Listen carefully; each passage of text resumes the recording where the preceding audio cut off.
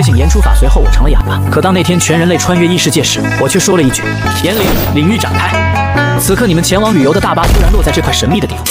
这是什么鬼地方？门怎么打不开了？信号，手机没信号了！大家不要慌，不要乱跑。英语老师陈彤虽然也脸色煞白，此时却也尽力地安抚失控的学生们。欢迎来到荒蛮界第199号新手降临区，距离夜幕降临还有2小时。特别提示：这里的黑夜里藏着你们无法想象的东西，请务必在天黑前寻找安全庇护所，或利用现有资源加固防御。祝各位活到明天太阳升起。卧槽！谁啊？谁在恶作剧？班长李信站起来环顾四周，破口大骂。可谁也没注意到，一直缩在驾驶座上的王师傅，此刻身体抖得厉害。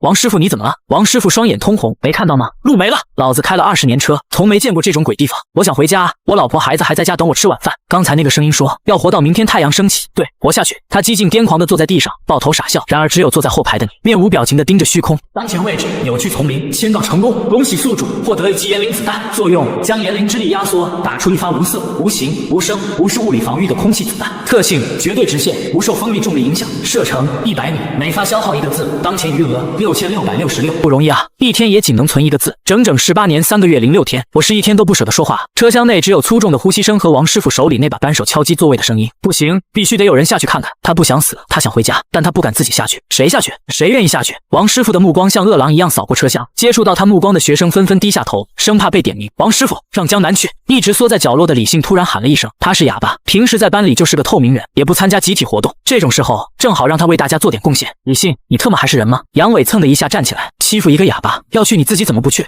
我是班长，我要统筹全局。够了！陈彤老师挡在过道中间，张开双臂。王师傅，李信，你们冷静点，江南是我的学生，我绝对不允许你们逼他去送死。滚开！早已被恐惧冲昏头脑的王师傅根本听不进人话，他一把推开陈彤，谁拦着我谁就下去。小哑巴，别怪我心狠，等会儿我把你从窗户送下去，去外面转一圈，只要确认安全了，我就让你回来。你面无表情地看着眼前这个癫狂的中年男人，眼神像是在看一具尸体。就在这时，一声尖笑声响起，原本昏黄的夕阳瞬间消失，天黑了。而就在外面的一棵的树枝上，一只乌鸦的体型瞬间暴涨了2倍，变异乌鸦发出了一声类似野兽的嘶吼，双翅一震，撞向车窗。与此同时，你猛地抬腿，狠狠地踢在王师傅的小腹上。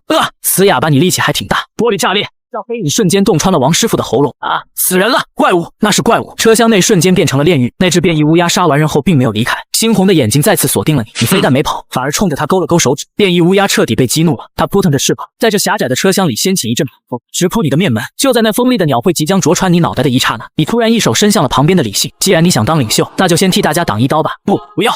然而连变异乌鸦也没想到的是，鸟喙竟卡在李信的肋骨里，一时竟拔不出来。就是现在，你后撤一步，缓缓抬起右手，意念一动，世界在你眼中变了。江南，快躲开，你会死的！但下一秒，你终于开口。砰！看着乌鸦那稀碎的脑袋，众人的世界观瞬间崩塌。这怎么回事？为什么乌鸦突然死了？角落里的刘雨晴举起了手，我好像看到了江南刚才比了一个手枪的姿势，而且他还说话了。然后那乌鸦就炸了。此话一出，众人顿时倒吸一口凉气。哈，刘雨晴，你脑子也被吓坏了吧？白莲花一声嗤笑声响起，你以为这是在看小说吗？大家都知道他是个哑巴，怎么可能真有人会为了装逼，硬生生憋18年不说话，就为了今天这一哆嗦啊？可是我真的看到了。够了，谁关心他是真哑巴还是假哑巴？杨伟猛地从座位上跳了起来，手指颤抖地指着地上的尸体。比起乌鸦怎么死的，你们刚刚没看到他做了什么吗？他把李信抓起来当挡箭牌，我也看见了，太残忍了。你看着这些刚才还唯唯诺诺，现在却站在道德制高点指指点点的同学，眼底却只有戏谑。随后你缓缓抬起右手，指向了杨伟的眉心。你想干什么？这一刻杨伟浑身的汗毛都竖了起来。当见到对方那颤抖的语气和满是恐惧的眼神后，你瞬间恍然大悟，是我低估了这个大个子。接着你便放下手，我们的目标不是内讧，是活到太阳升起才对。大家不如想想接下来该怎么办。王猛气喘吁吁地说道，这里血腥味太重了，肯定会引来更多怪物，我们必须离开。杨伟在过道里来回踱步，眼神阴晴不定。外面虽然黑，但只要找个空旷的地方，没有树肯定就没有那种乌鸦。众人面面相觑，在求生欲驱使下，大部分学生纷纷跟着杨伟翻窗离开。原本拥挤的车厢瞬间只剩下4个人：陈彤、王猛，还有之前那个娇小的女孩刘雨晴。车厢内，你看着那群逐渐消失在黑暗中的背影，不禁冷。空旷地带，在这个充满危机的荒蛮界，把自己暴露在毫无遮挡的旷野，那不叫安全，那叫自助餐开席。随后你突然抬头，目光冷冷地扫过剩下的3人。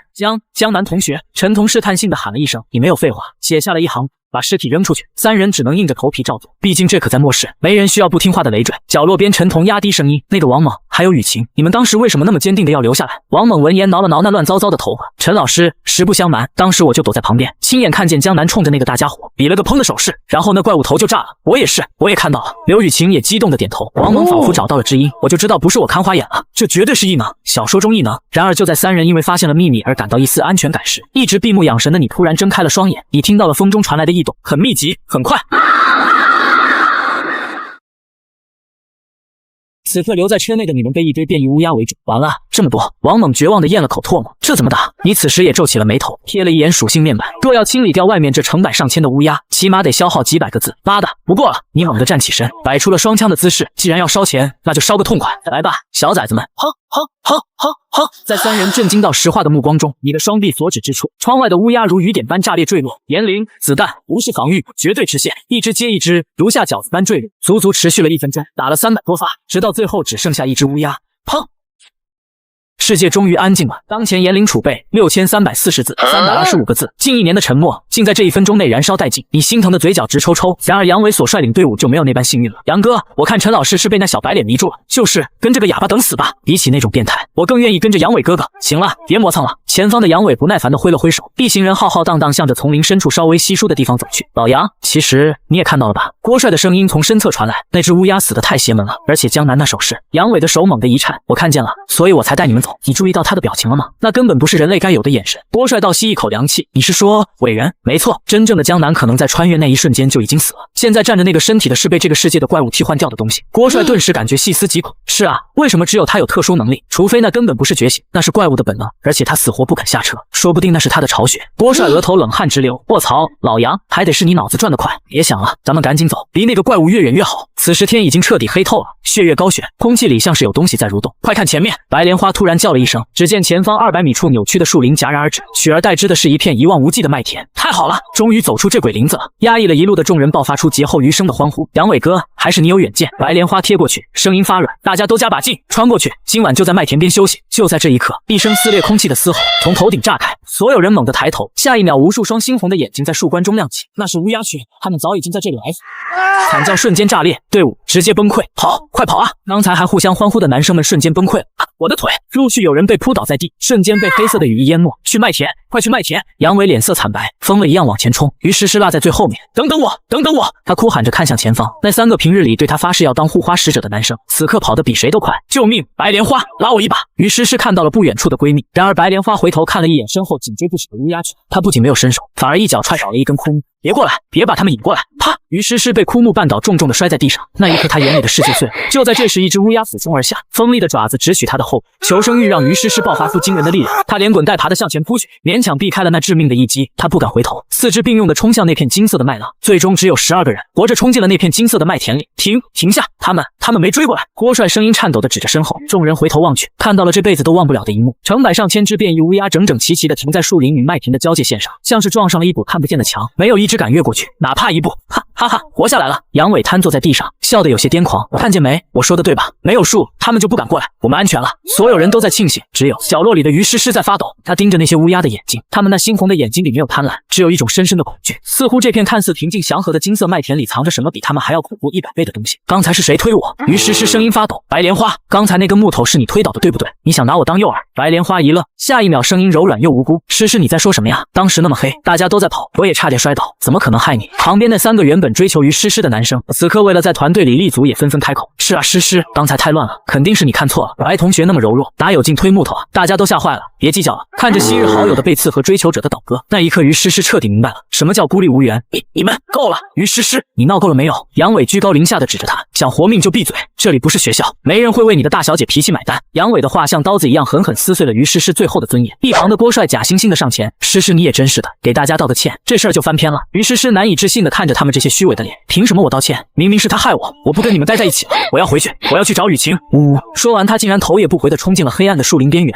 别！一旁的追求者王敬省下意识想去拦，但却被杨伟冰冷的眼神直接把他吓了回去。而此时于诗诗在黑暗中慌不择路的狂奔，突然他脚下绊到了东西，整个人再次狠狠地摔在地上。借着微弱的月光，他看到绊倒自己的竟然是一个稻草人。此刻愤怒和委屈的情绪让他彻底失去了理智。连你也欺负我，连你个破草堆也敢欺负我！他一把抓起手边掉落的血，对着那个稻草人的头就是狠狠一下，稻草人的脑袋直接被扇歪了90度。发泄完心中的怒火的于诗诗一瘸一拐的继续向着前方那片漆黑的扭曲树林跑去，直到他的背影彻底消失在夜色中。那个歪着脑袋的小稻草人突然动了，他那被扇歪的脑袋缓缓地一点一点地拧回来，紧接着他稻草的嘴竟然发出了声音：欺负我！欺负我！声音缓缓从沙哑变得清晰而顺畅，仔细听，这竟然是于诗诗的声音。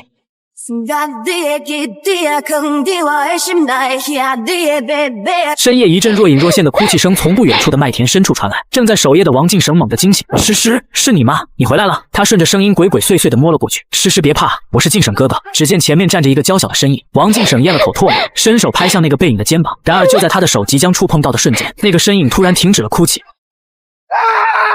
下一秒，稻草人那张裂开的嘴猛地张大，什么声音啊？有人惨叫！杨伟和郭帅等人瞬间被惊醒，抄起木棍朝着叫声的方向冲去。在那边，王敬省那个蠢货！众人冲过麦浪后，却发现王敬省正躺在地上捂着脑袋，周围并没有什么异常。敬省，咋回事？刚才鬼叫什么？地上的王敬省站起来摆了摆手，没事，刚才太黑了，被麦秆绊倒了。听到这话，众人都松了一口气。靠，吓死老子了！你有病啊！摔一跤叫的跟杀猪一样。散了，接着睡。杨伟骂骂咧咧的转身往回走，而走在最后的郭帅有些狐疑的看了一眼王敬省，真没事吗？没事，真的没事。行，那你小心点，别再摔了。郭帅笑着拍了拍他的肩膀，入手处却有一种奇怪的刺痛感。他借着月光一看，发现王敬省的肩膀衣服上挂着几根稻草，这也太不小心了，满身都是草。郭帅并没有在意，转身回去了。而就在他转身的瞬间，王敬省原本憨厚的表情瞬间消失。次日清晨，大巴车外这边则是另一番景象，这里只有遍地的乌鸦尸体和陈同三人对你崇拜的眼神。然而此刻的你却抬头看着虚空。每日签到成功，字数额度已刷新，恭喜宿主获得 B 级延龄晋升，作用施加一个以自身为中心的强力晋升立场，半径30米内无论是什么都将被剥夺发声能力，强制变为哑巴，消耗1个字。当了哑巴这么多年，也终于能让别人尝尝是啥滋味了。就在你为获得新技能狂喜时，突然一道声音在所有幸存者的脑海中炸响：恭喜你们成功度过了在荒蛮界的第一个夜晚，从现在开始，你们将会获得在这个世界扎根立足的机会。话音落下的瞬间，每个活着的人手中凭空出现了一颗奇异果实。除此以外，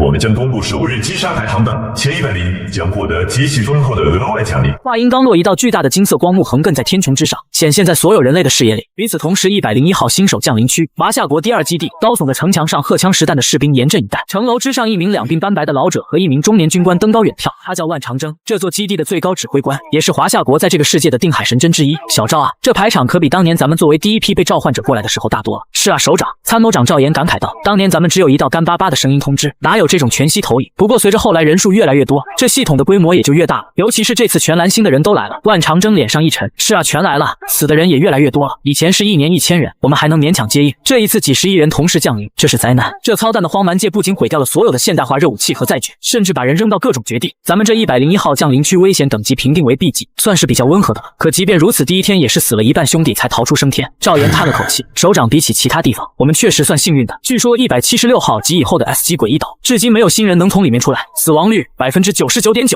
几年前英国最精锐的海豹突击队全副武装进去，最后只回来一个人，疯了，满嘴胡话，没过2天就吞枪自杀了。那里是真正的禁区。顺便一提，这里主要分为5个地区：1至50号 D 级暮光森林，51至100号 C 级热带雨林，101至150号 B 级苍蓝大陆，151至175号级极地冰原，还有最后176号及以后被称为人类禁区的 S 级诡异岛。只能希望这次并没有多少老百姓落在诡异岛吧。万长征长叹一声。就在这时，天空中的光幕突然金光大作，排行榜刷新了。万长征和赵岩立刻抬头看去，这一看两人的脸色都不太好看，前20名几乎被英国和樱花国的名字霸榜了。诡异岛，赵岩瞳孔一缩，怎么可能？今年前20名竟然大半都在诡异岛，而且还活下来了。仅仅击杀一只 S 级区域的怪物就有100分，往年这分数都能进前5了，今年竟然只能排到20名。万长征脸色阴沉，不对劲，英国和樱花国肯定是用了什么特殊手段，或者提前得知了消息，让他们的精英集中降临在了诡异岛。他焦急地寻找着华夏国的名字，然而排进前10的只有2个，差距太大了。万长征心中一阵悲凉，首日奖励如果被他国包揽，华夏国在荒蛮界的处境将会稍有艰难。万长征不忍再看，转身准备下城楼，然而就在他转身的刹那，身边的赵岩突然浑身颤抖起来。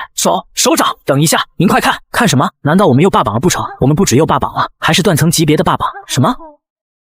第1名，无需多言，华夏国地点 S 级诡异岛，击杀病例负施压333只，积分33300。老将军的手哆嗦着。3万分，比起第2名的1200分，这是断层式的碾压，这怎么可能？赵岩眼珠子都要瞪出来了。S 级区域的变异乌鸦，那可是群居的怪物啊！他一个人杀了一个团的量，无需多言，这人到底是谁？而另一边大巴车旁，陈同3人死死盯着那道金色榜单，但凡脑子正常，都已经猜到了这个无需多言是谁。你却没有解释，只是走到破旧大巴前，手掌一翻，一道刺目的金光从手中爆发，瞬间包裹了整辆大巴车。下一刻，破旧大巴直接化作一辆黑色末世房车。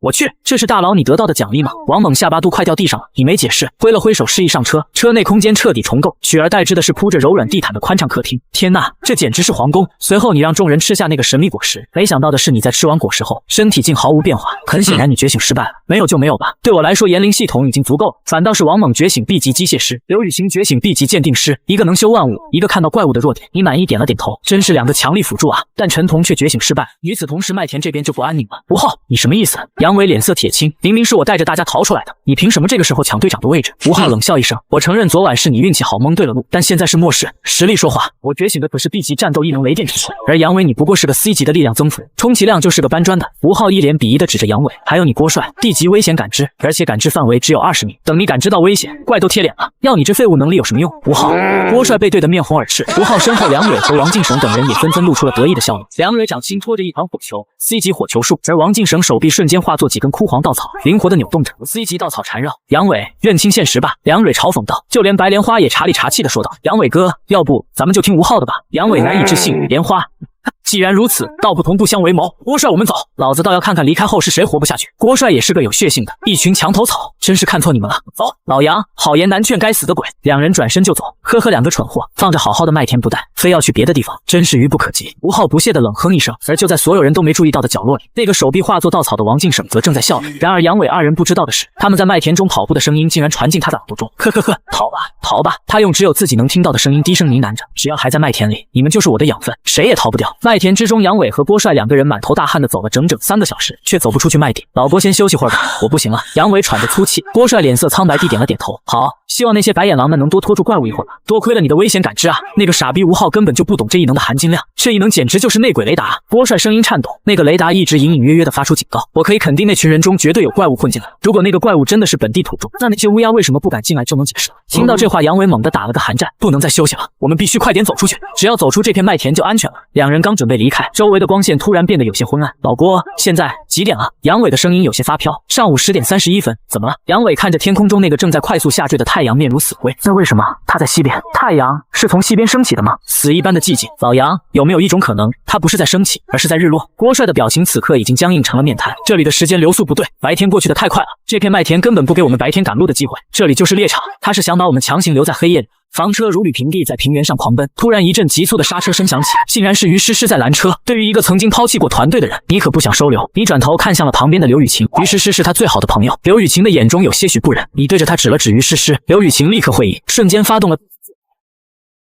大佬，我刚才用鉴定看了一下，他身上有个叫做稻草人的凝视的标记。刘雨晴解释道，这是一个双刃剑般的诅咒，如果他进入一定区域，这个标记就是活靶子，但如果是在别的地方，这个标记反而是一种上位者的气息，所以他才能在树林里活下来。听完解释，车内众人都愣住了，这运气该说是好还是不好？这个人交给你来做决定，但我只要有用的人。刘雨晴心中涌起一股暖流，谢谢老大。很快于诗诗被带上车，老大他觉醒了 F 级能力清洁，你露出了一副为难表情。刘雨晴连忙解释，老大虽然战斗力不行，但以后车里的卫生都可以交给他。最终你勉为其难地点了点头，紧接着你指了指向自己那双脏乱的皮鞋，给我擦皮鞋。车子再次踏上行程，但很快令人惊奇的一幕发生了，那些低阶异兽在大巴车靠近的一瞬间，竟然吓得掉头就跑，仿佛慢一步就会没命。这就是稻草人的凝视吗？还挺好用，要是把这个稻草人宰了，做成车子的迷彩涂层，那岂不是能在这个区域横着走？麦田另一侧吴昊营地，此时的吴昊正像个土皇帝一样指挥着别人干活。白莲花他人呢？吴昊突然向一旁的女朋友梁蕊询问，他为了讨好王敬省去那边了。王敬省虽然看起来傻，但那个稻草缠绕的技能控制力很强，确实是个好打手。营地里几个负责警戒的男生挤眉弄眼，这王敬省平日里看着老实巴交的，没想到也是个狠人。走，我们偷偷去看看。很快他们就看到了前方一片被压倒的空地，然而眼前的景象差点让他们吐出来。同志，3人僵硬的回头，只见原本空无一物的身后，不知何时矗立着一个高大的稻草人。稻草人并没有停下，手中的稻草疯狂涌动，钻进了这些人的身体。他在制作新的同伴。杀人了！不远处还有一个因为动作慢了一步，还在后面观望的男生。救命！吴哥，救命！有怪物！这一声尖叫打破了夜的死寂。正在制作同伴的稻草人动作一顿，那双冒着红光的眼睛锁定了逃跑的男生。什么声音？吴昊和梁蕊猛地站了起来，在那边是那个去看戏的蠢货。剩余的一名男生也纷纷指向那边。别过来！凄厉的求救声戛然而止，紧接着是一阵骨骼碎裂声。妈的，敢动我的人！吴昊眼中怒火中烧，更多的是对自己 B 级实力的自信。梁蕊，跟我走！其他人拿武器跟上。三个人气势汹汹地冲向麦田深处。然而当他们赶到现场时，看到的却是满地的惨状。谁？滚出来！吴昊手中雷电狂涌，呼！一阵阴风吹过，一道巨大的黑影从他们头顶落下。梁蕊尖叫一声，手中火球轰出，火焰击中了稻草人，但火焰仅仅烧焦了几根稻草便熄灭。让我来！黑暗笼罩万物，我将是黑暗中最后的那道曙光。以来者！无伤，这怎么可能？吴昊惊恐地发现雷电竟然被那枯木手臂硬生生打了下来，这根本不是普通怪物，这是 BOSS， 这是领主！跑，快跑！吴昊终于意识到了实力的差距。救命！救命！稻草人挥舞着镰刀。短短3分钟，麦田重新归于死寂。梁蕊蜷缩着身体，死死捂住自己的嘴巴，却不敢发出一点声音。他看到了，刚才亲眼看到那个怪物在杀死吴昊后，突然停了下来。他在侧耳倾听，只要哪里有惨叫，镰刀就会飞向哪里。声音，他是靠声音辨位的。梁蕊心中狂喜，他屏住呼吸，整个人像是一块石头一样趴在泥地。果然，稻草人在原地转了2圈，失去了目标后准备离开。活下来了，我活下来了！梁蕊心中涌起一股劫后余生的狂喜。然而就在这时，一阵夜风吹过麦田，高耸的麦秆随风摇摆，其中一株麦子拍打在了梁蕊的身上，声音很轻，轻的像是一根针落地，但在梁蕊的耳中，这声音却如同死神在敲门。他惊恐地抬起头，正好对上了那个猛然回头的稻草人，那张裂开到耳根的大嘴对着他露出了笑容。与此同时，另外一边麦田里，杨伟和郭帅2个人瘫坐在地上，精神几乎崩溃。为什么走不去这块麦地？杨伟声音嘶哑，郭帅没有说话，他死死地盯着手腕上的机械秒表。突然，他像是疯了一样大笑起来，哈哈哈哈！老杨，我明白了，郭帅，你疯了！杨伟吓了一跳。据我观察，麦田这里的时间大概是外界的2倍。我们那天是刚好晚上12点碰到了现实世界和麦田世界的时间重合点才进来。杨伟听得脑瓜子直疼，可这又怎么样？郭帅激动地说：“这个麦田应该是一个单独的副本，根据推算2天一个循环，也就是说今晚凌晨2个世界的屏障才会打开，这就是我们唯一的生路。”杨伟原本灰暗的眼中瞬间爆发出强烈的求生欲，但郭帅却脸色一沉。但是我有预感，那个怪物不会这么轻易让我们出去的。杨伟咬了咬牙，妈的，拼了！今晚背水一战。机械表时间23点，距离开门还有1小时。黑暗笼罩了麦田，就在这时，远处突然传来了一阵密集的摩擦声。杨伟和郭帅瞬间弹了起来，借着微弱的星光，他们看到在200米外的麦田中出现了几道摇摇晃晃的人影，那些人影动作僵硬，却在整齐划一地向着他们这边走来。是吴昊他们吗？他们居然还活着！杨伟眯起眼睛，刚想喊话，却被郭帅猛地一把拉住了衣服。别喊，快跑！老杨，郭帅的声音都在哆嗦。我的危险感知虽然还没报警，但我心里慌得要死。那个挥手的动作太诡异了，那根本不是活人能做出来的动作，太僵硬了。杨伟回头看了一眼，瞳孔骤缩，只见那几道人影此时已经不再伪装，他们四肢着地，或者以一种极其扭曲的姿势狂奔而来，借着其中一人身上冒出的紫色雷光，杨伟看清了他们的脸，那是吴昊、梁蕊、王敬赏。操，是吴昊他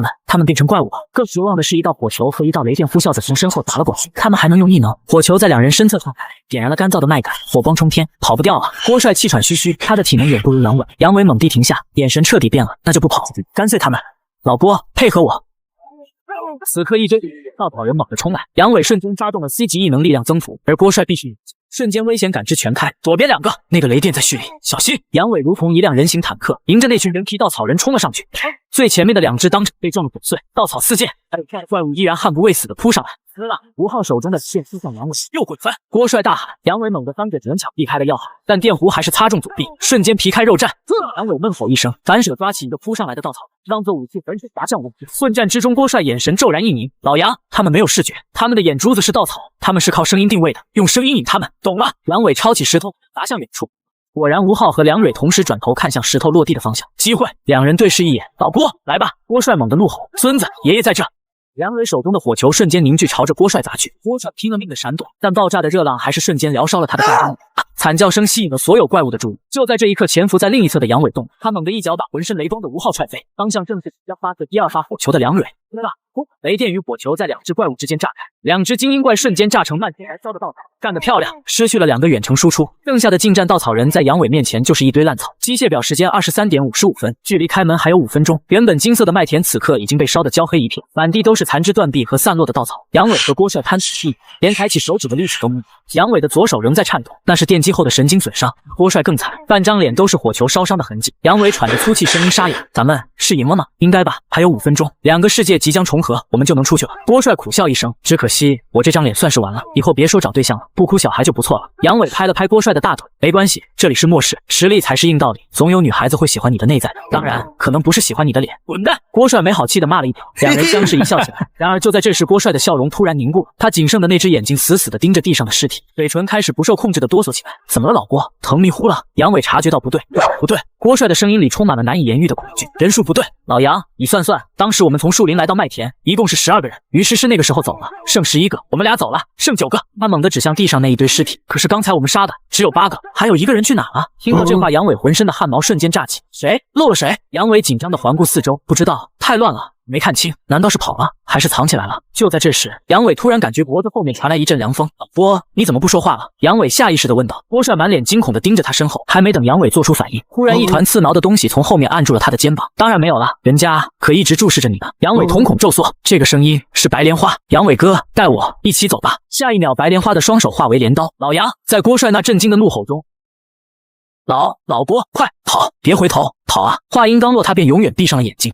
郭帅彻底崩溃，前一秒还在跟自己开玩笑的好兄弟，此刻却变成了这样。为什么我没有早点发现？他狠狠地给了自己一巴掌。我他妈是废物吗？嘻嘻嘻，跑啊，快跑啊！那个顶着白莲花破烂皮囊的怪物发出了嬉笑声。郭帅双眼赤红，恨不得冲上去跟他拼命，但他不能死，那是老杨用命换的时间。跑！他转身向着麦田的深处狂奔，我要活下去，我要逃出这个该死的麦田，我要变得更强，然后回来把这个怪物碎尸万段。身后的麦田里传来了沙沙沙的快速爬行声，白莲花像蜘蛛一样飞速逼近。我听到你了，西西，你跑得好快啊！怪物的声音忽左忽右，充满了戏谑。郭帅看了一眼手腕上的机械表，23点58分，还剩2分钟，必须想办法，不然很快被追上。冷静，郭帅，你特么给我冷静下来！郭帅狠狠咬破舌尖。对了，声音是声音，他们看不见，他们是靠听觉捕猎的。无一把，他猛地把机械表朝着身体右侧45度的方向扔了出去。啪嗒，同一瞬间，他向左侧猛扑扎进麦丛，双手死死捂住口鼻，连大气都不敢喘一口。1秒、2秒，身后的爬行声停了，那只恐怖的怪物停在了路中间。咔嗒咔嗒，远处那块机械表微弱的走针声顺着夜风飘了过来。在那边，怪物发出兴奋的嘶吼，庞大的身躯轰然跃起。赌对了，郭帅心中狂喜。下一秒，远处传来咔嚓一声脆响，不是这个。突然，那个怪物的身体开始剧烈扭曲，彻底变成了一只足足有2米多高的巨大稻草人，这才是他的本体，恐怖稻草人。找不到，在哪？他狂躁地挥舞着手臂。郭帅屏住呼吸，找不到我，找不到我。然而下一秒，那个稻草人突然停下了动作，他高高举起手臂做那个诡异的挥手动作。下一瞬，原本平静的夜空突然刮起了一阵阴冷的怪风，无数麦秆开始疯狂摇晃，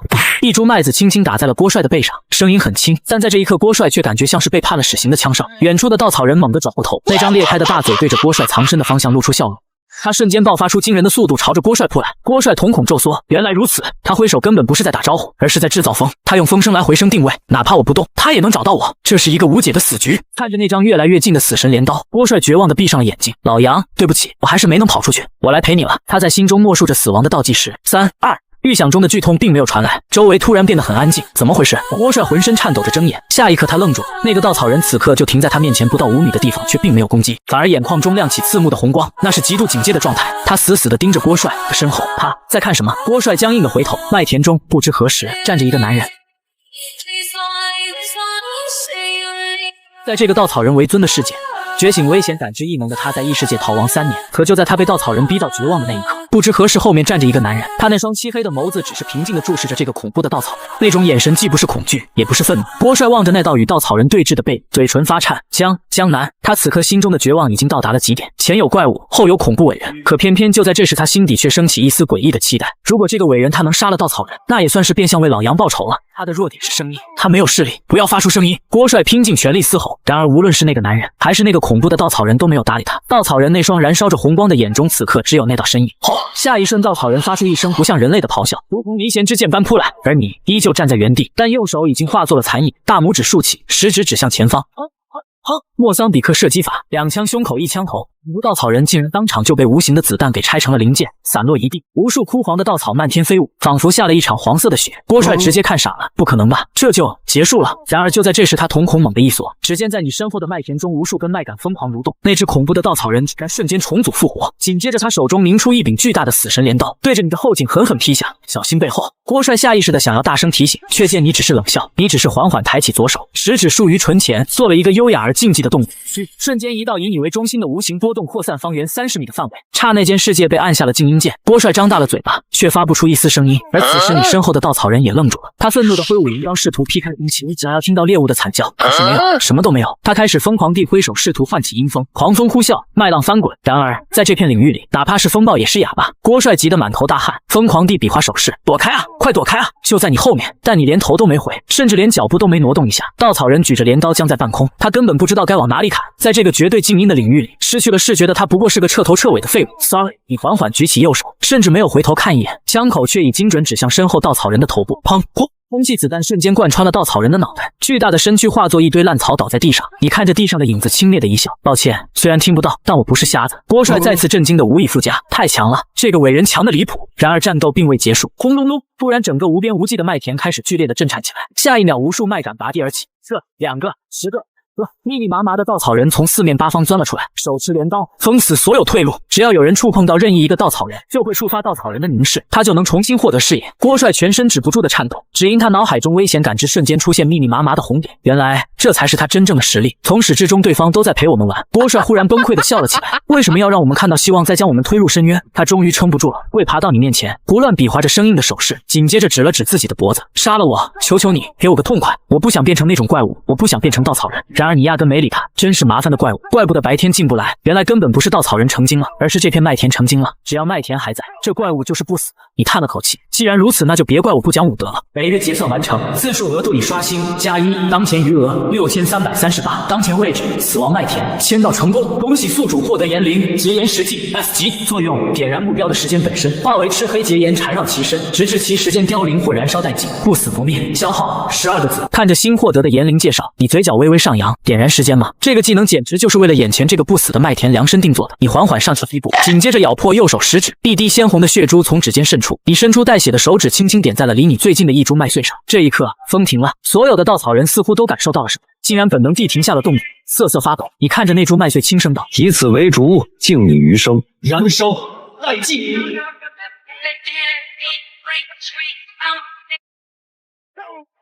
话音落下的刹那，那滴鲜血顷刻间化作了一朵赤黑色火焰。诡异的是，火焰没有温度，甚至连那株麦穗都没有点燃。下一秒，以你为中心，火海轰然爆发，火海瞬间吞没方圆百里，无数稻草人同时发出凄厉到极致的惨叫。火焰穿透你和郭帅的身体，却没有伤到你们分毫，因为它燃烧的从来都不是肉体，而是这片麦田的寿命。郭帅彻底看傻了，原本金黄的麦子以肉眼可见的速度枯萎发黑，最后化作漫天的灰烬。那些方才还不可一世的稻草人大军，则在火焰中疯狂挣扎，身体急速腐朽、崩裂、老化，一秒千年。3分钟后，整片诡异麦田消失的只剩一片焦黑荒芜的平原。郭帅死死盯着你的背影，心脏疯狂收缩。伟人要来杀我了吗？来吧，给个痛快。他缓缓闭上眼睛，等待着死亡的降临。然而预想中的剧痛并未出现，取而代之的是一阵发动机的轰鸣。大佬，牛逼！郭帅猛地睁眼，只见一辆黑色房车正卷着尘土疾驰而来，紧接着陈彤等人从车上下来。看着这充满生活气息的一幕，郭帅忽然笑了，哈哈哈哈！老杨啊老杨，你下辈子还是别乱猜了，把真正的大佬当成了伟人。这时王猛也注意到了他，你是郭帅，杨伟他们呢？都没了，只有我活了下来。王猛叹了口气，那你接下来打算怎么办？不知道。郭帅眼神空洞，而另一边你却径直走向荒原中央的一个金属盖板处。劈开盖板，下面赫然露出一个阴森幽暗的地窖入口，没有半点犹豫，直接跳了下去。其他人虽然害怕，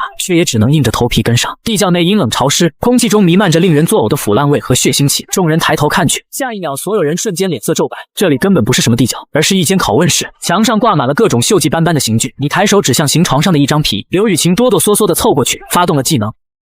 发现了这是守望稻草人留下的最后一张皮。大佬，这是宝物！刘雨晴激动地说，虽然没有了本体的力量，但仍保留着那种令人窒息的威压和恐惧光环。正愁刚才那把火把那个大家伙烧成灰了，这下车膜有了。随后你走到一张破桌子前，拿起那本布满尘埃的羊皮日记翻开，日记里记录了稻草人的过去。他原本也是人类，吃下果实获得异能后参加了各种。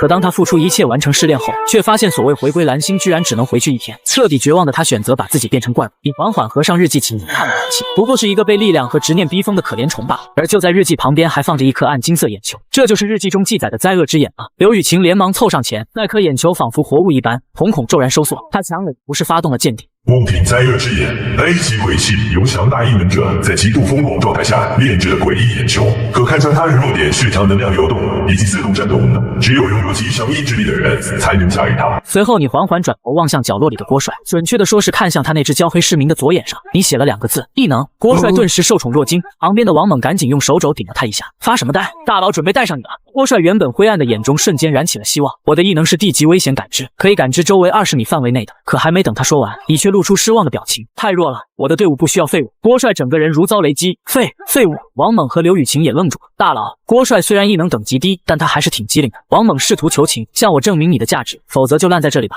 说完，你头也不回朝出口走去，但你并没有拿走那个装有灾厄之眼的罐子。其他人虽然不忍，但也不敢违背你的意志，只能匆匆跟着你离开。临走前，王猛拍了拍郭帅的肩膀，兄弟保重。大佬的话虽然难听，但他把那个罐子留给你了，剩下的你自己悟吧。很快，整个阴冷地窖只剩郭帅一人。废物这2个字像是一把尖刀，疯狂地搅动着他的心。他回想起了吴昊当初指着他的鼻子骂：是啊，区区20米感知，连老杨都没救下来，连危险都预警不到，我不是废物又是什么？郭帅低头看向那个罐子，里面那颗灾厄之眼正死死地盯着他，仿佛在无声的诱惑。想要力量吗？想要看穿一切吗？想要复仇吗？郭帅浑身开始颤抖，下一秒他猛地抬头，是啊，现在的我还有什么好怕的？他咬着牙一步步走向那个罐子。1个小时后，一道身影满身狼狈地走出了地窖，但此刻他的左眼视野恢复了，甚至比以前更清晰。这就是一击鬼气。没人知道这1小时他究竟经历了什么，而就在他抬头的瞬间，正好对上了一双漆黑眸子。与此同时，他刚融合完成的灾厄之眼自动激活。正在分析目标，人类男性血量100%，异能无纸面战斗力1减。弱点，对于你目前的配置来说，全身都是弱点。综合评价，一个比战鼓渣稍微强壮一点的普通人类吧。系统建议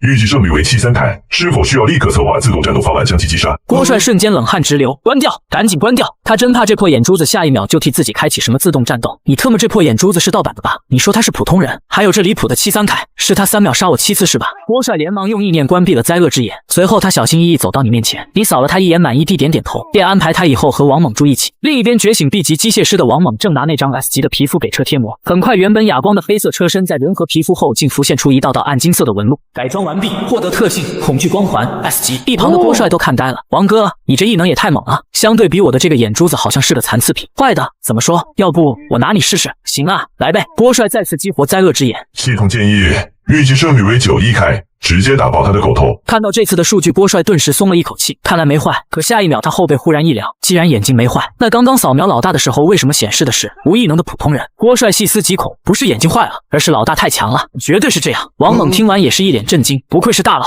深不可测啊。两人越聊越兴奋，短短几分钟竟生出一种相见恨晚的革命友谊。对了，王哥，那车为什么一直在晃啊？别问那么多。全民穿越第3日，华夏国第2基地，首长还有10分钟，今天的排行榜就要刷新了，也不知道无需多言还能不能守住第1。说到这，赵岩脸上露出怒意，智囊团那帮家伙非要说这个无需多言是走了狗屎运才得到的这种成绩，这是人话吗？承认咱们华夏出了个天才就这么难吗？赵岩越说越激动，万长征却无奈地摇了摇头。好了，老赵，消消气，毕竟智囊团的话也并非全无道理。5年前英国那边也有个狠人首日积分破万，后来才发现他是个黑市军火商，连人带地下火药库一起被传送过来了。那场爆炸炸死了1000多只怪物。万长征叹了口气，可结果次日那个名字就再也没亮起过。听到这，赵岩沉默了。就在这时，窗外的天空中巨大光幕准时亮起。恭喜你们成功度过了在荒蛮界的第2个夜晚。在公布排行榜之前，还有一件重要的事情要和大家宣布：从今天起，庇护所系统正式上线。随后天道详细讲解了这个庇护所系统的规则。万长征和赵岩眼中满是震惊，庇护所系统居然提前了，看来昨晚死的人数不是一般的多啊！哎，世事无常啊！万长征长叹一口气，我们只要尽力就好。昨天基地强行收容了1000多名降临在附近的同胞，物资已经快撑不住了。排行榜来了！忽然赵岩低喝一声，下一秒两人瞳孔骤缩，那个他们寄予厚望的无需多言消失了，取而代之的全是一国名字。前10名仅剩2个名字在苦苦支撑。赵岩脸色凝重，无需多言没了，果然只是昙花一现啊！虽然多了个冲到第11的杨伟，结果还显示已死亡。就在这死寂的时刻，一阵高跟鞋敲击地面的声音响起，走进来的是个气质冷艳如冰山的女人，她是基地智囊团首席、研究所总工程师沈莲，拥有 A 级精神系异能超凡大脑。沈总工，这次就算我们输了，你们智囊团赢了。万长征苦笑道。然而出乎意料的是，沈莲轻轻摇了摇头，错的是我，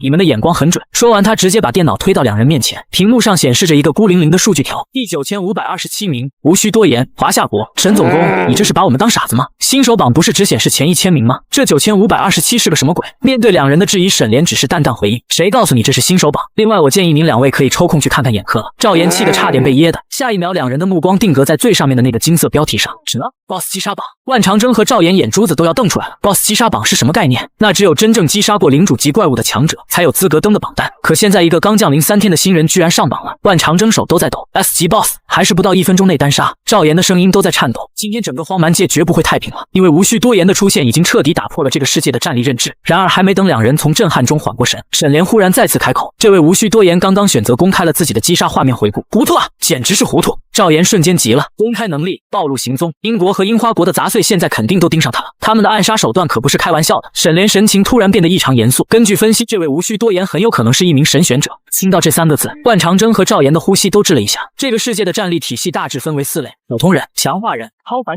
以及站在金字塔顶端的神选者，他们生而为王。更恐怖的是，很多神选者在来到荒蛮界之前就已经能轻微使用异能。万长征声音都有些发颤，我记得咱们中央基地那位郑国柱石也是神选者吧？没错。赵岩眼中满是敬畏。序列081，异能代号军神，能力是让一定区域内的友军进入锁血状态。随后3人迫不及待点开了回放视频，而一直高傲冷静的沈莲此刻眼神里竟满是震撼。空气子弹、无影领域、火焰能力，这是第3种异能了，还是序列异能？这个人强的不像人，真他妈是怪胎啊！赵岩更是兴奋的头皮发麻。与此同时，苍蓝大陆128号新手降临区，英国第7基地，法克暴怒的咆哮声响彻指挥室，麦克双眼通红，死死盯着屏幕。这个华夏人到底是怎么回事？华夏是不是早就知道我们的计划，所以提前培养了这个怪物来针对我们 ？Sir， 我觉得现在最重要的是通知爱丽丝队长，远离那个无需多言。一旁的副官杰西小心翼翼地提议道：“闭嘴！”麦克猛地转过头：“你是在叫我做事吗？”杰西，区一个华夏人有什么好怕的？他冷笑一声：“动你那猪脑子想想，如果他真有这种实力，会蠢到把所有底牌公开，这一定是华夏搞出来的幻觉道具。”杰西顿时恍然大悟 ：“Sir， 你真的是太聪明了。那接下来该怎么办？要派刺客去除掉那个华夏人 ？No， 我们的首要目标是探索诡异岛，建立第1座 S 级庇护所，拿到奖励。”麦克脸上露出虚伪的笑容：“给华夏找点麻烦，但不能由我们来。”杰西瞬间秒懂 ：“Sir， 我明白了，我会通知樱花国，告诉他们那个华夏人手里有 S 级道具，让他们去试试水。”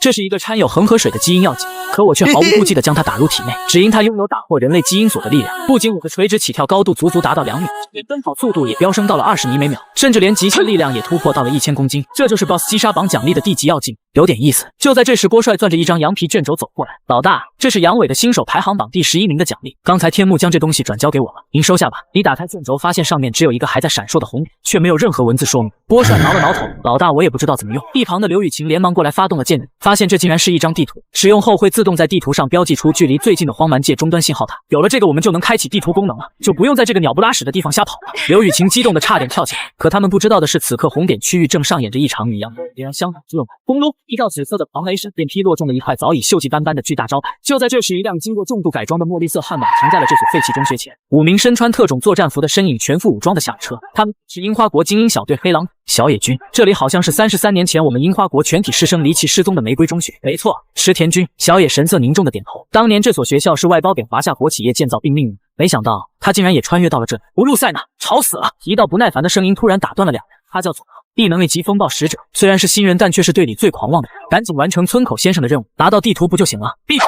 佐藤拿着狙击枪的女人9条冷冷的训斥道：“终端信号塔附近一般都会有怪物守候，你那张破嘴要是把他们引来了，我就先崩了你！”切，9条，自己怂可别带上我。佐藤不屑的撇嘴：“我可是一级超凡者，才不在乎这帮垃圾怪物，还有那个华夏国的什么无需多言。等老子碰到他，一定要亲手拧下他的脑袋！不自量力的家伙，你遇到那个男人只会被瞬间秒杀。”就在两人争吵时，一直缩在后面的治疗师星野突然颤抖着举起手：“各位，你们有没有听到咀嚼声？咀嚼声！”佐藤顿时嗤笑一声：“哈哈，星野，你饿傻了吧？这荒郊野岭的哪来的咀嚼声？是吧，组长？你可是 C 级听觉强化，有声音怎么可能没发现？”话说到一半，他忽然愣住，因为身旁的小野自始至终一句话都没说。组长，佐藤有些疑惑，伸手拍了拍小野的肩膀。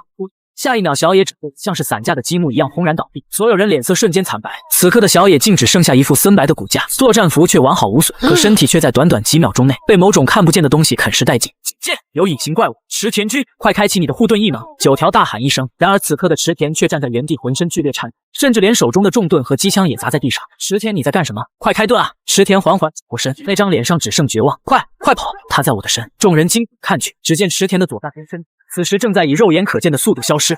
怪物，去死吧！佐藤彻底崩溃，对着正在被啃食的池田疯狂扣动扳机。佐藤，住手！那是队友，可佐藤已经彻底失控。子弹打光后，顿时发动了异能，数道锋刃呼啸而出，死了吧！哈哈哈哈！佐藤喘着粗气，脸上满是病态的狂笑。哼！九条一脚将这个疯子踹翻在地。这个混蛋，你懂什么？我这是补刀，万一他变成怪物怎么办？九条沉默了，他低头看着地上池田，心如刀绞。别废话了，怪物肯定已经死了，赶紧完成任务，离开这个鬼地方。可刚走2步，他却突然发现星野畏畏缩缩地对他举起了枪，九条的眼神更是充满了恐惧。佐藤下意识地想要指着对方怒骂，却发现自己已经失去了对手臂的掌控力。他低头一看，却发现自己的双臂已经消失，而那股看不见的啃食力正顺着肩膀疯狂地朝着脖子蔓延。恐惧彻底占据了佐藤的大脑。雅美了，不要，救救我！星野，你是治疗师，救救我啊！此刻的他鼻涕眼泪呼了一脸，哪里还有半点之前的狂妄？趁现在快跑！九条拽着星野就往悍马车上跑。混蛋九条，你想拿我当诱饵？我不会让你如愿的！佐藤张开嘴，凝聚全身的风暴之力，真空弹。